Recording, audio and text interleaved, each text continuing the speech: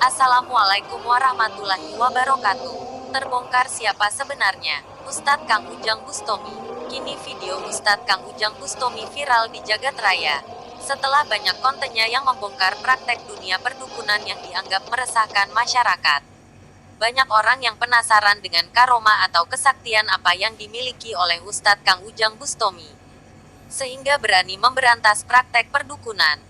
Banyak juga yang bilang Kang Ujang Bustami sakti karena solawat yang diamalkan oleh beliau. Dan ada juga yang bilang Kang Ujang Bustami sakti karena keturunan Wali dan Prabu Siliwangi. Mari kita temukan jawabannya. Simak terus video ini. A.M. Bustami bin Lukman Hakim, bin Kiai Kudori, bin Kiai Jamhur, bin Kiai Arif bin Bintu Bagus Muhammad Soleh, Bintu Bagus Bunyamin, bin Maulana Asikin, bin Maulana Zainal Arif bin Maulana Abdul Mahasin, bin Maulana Mansur, bin Maulana Abdul Fatah, bin Maulana Abdul Mafakir, bin Maulana Yusuf, bin Sultan Maulana Hasanuddin Banten, Syarif Hidayatullah Gunung Jati. Pemilik sekaligus pendiri Padepokan Anti Galau Ustadz Ujang Bustami. Siar Ustadz Ujang Bustami untuk memberantas praktek perdukunan dengan karomah dan kesaktian yang dimilikinya.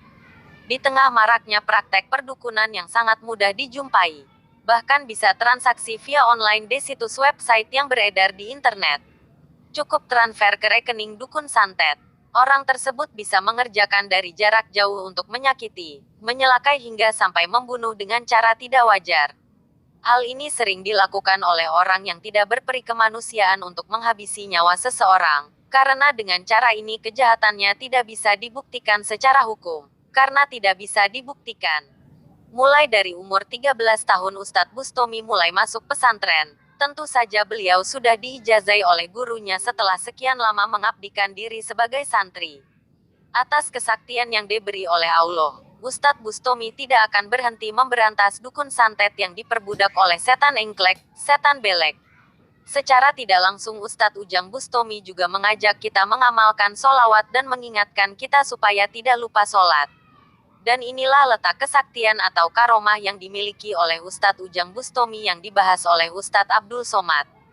Dan Kiai mempunyai karomah sakti seperti kebal. Itu semua karena keimanannya atau bantuan jin. Sedangkan Nabi Muhammad bisa giginya patah. Khalid bin Walid penuh dengan bekas luka. Apakah keimanan Kiai sakti tersebut melebihi Nabi Muhammad SAW? Hadis tentang karomah sahih, buka sahih Muslim. La yazalu abdi yataqarrabu ilayya bin nawafil. Hambaku yang mendekatkan diriku dengan ibadah sunat. Coba tengok bunyi hadisnya. La yazalu abdi yataqarrabu ilayya bin nawafil. Hambaku yang mendekatkan diriku karena ibadah sunat, bukan yang wajib. Salat sunat, puasa sunat, zikir sunat, sunat, hatta uhibbah, sampai aku mencintainya. Jatuh cinta Allah kepada hamba itu karena ibadah sunatnya banyak. Fa idza ahbabtuhu, kalau aku sudah cinta kepadanya, fa akunu ainahu yubsiru bihi, aku akan menjadi matanya dia memandang dengan mata. Jadi kalau ada orang bisa tahu isi hati orang lain, tak mustahil. Tapi ingat dulu pangkal hadisnya, karena ibadah sunat, bukan karena Mbah Slamet masuk ke dalam, bukan karena Pak Ilyas masuk ke dalam. Kirim Al-Fatihah untuk Mbah Ilyas, kirim Al-Fatihah untuk Mbah Anu, kirim Al-Fatihah. Kan itu ajaran Kiai Dimas Kanjeng. Ingat. Idza ra'aital laqiyati, idza ra'aitar rajula, kalau kau tengok ada orang yatiru fil hawa, bisa berjalan di atas awan, yamshi 'alal ma, bisa berjalan di atas air, la tartar, jangan kau tertipu. Kau tengok ada orang berjalan di atas awan, berjalan di atas air, jangan kau tertipu. Kebal, jangan kau tertipu.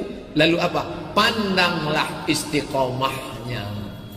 Jalan di atas air, terbang di atas awan. Ada orang gila ditempeleng sembuh tapi tak sholat.